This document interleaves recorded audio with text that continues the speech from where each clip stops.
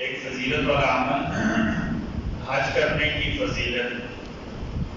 نبی کریم صلی اللہ علیہ وسلم نے فرمایا حاجی کی سفارش 400 گھرانوں کے لیے قبول ہوتی ہے اور حاجی اپنے گناہوں سے ایسے پاک ہوتا ہے جیسے آج ہی پیدا ہوا ہے.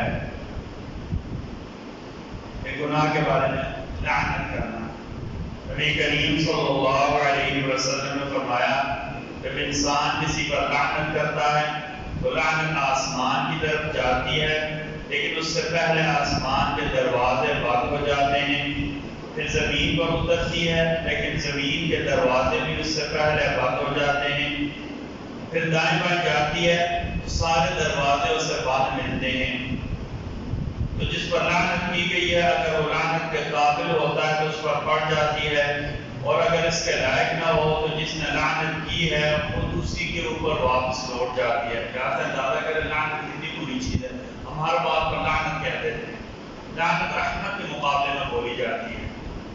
رحمت کا مطلب ہوتا ہے اللہ کی رحمت میں آ جانا اور لعنت کا مطلب ہوتا ہے اللہ کی رحمت سے دور ہو جانا. یہ اتنا بڑا اور اتنا سخت لفظ ہے.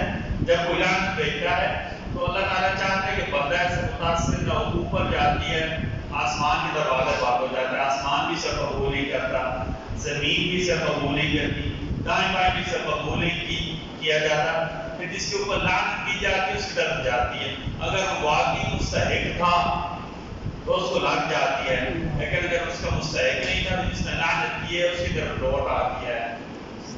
اور عمومی طور پر ہمارا علماء نے لکھا ہے کہ لعنت پن پوائنٹ کر کے کرنا چاہیے. فلانے کو نعوذ باللہ نے ایسے کہتے ہیں جھوٹوں پر اللہ کی لعنت. یہ تو بالکل بات ٹھیک ہے. عمومی طور پر جو جھوٹے ہوتے ہیں اللہ کی رحمت سے دور ہوتی ہے.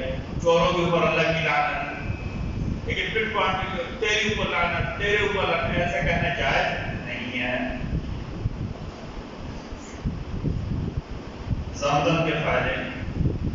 جابر بن عبداللہ رضی اللہ عنہ فرماتے ہیں کہ میں نبی کریم صلی اللہ علیہ وسلم کو یوں فرماتے ہوئے سنا زمزم کا پانی جس نیت سے پیا جائے وہی فائدہ حاصل ہوتا ہے. شفا کی نیت سے پیا جائے شفا ہوتی ہے اور کسی نیت سے پیا جائے تو اللہ کو عطا کرتے ہیں.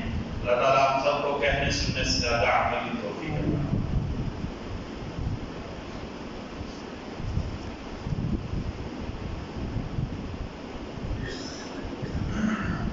بسم اللہ الرحمن الرحیم. بسم اللہ والصلاة والسلام علی رسول اللہ.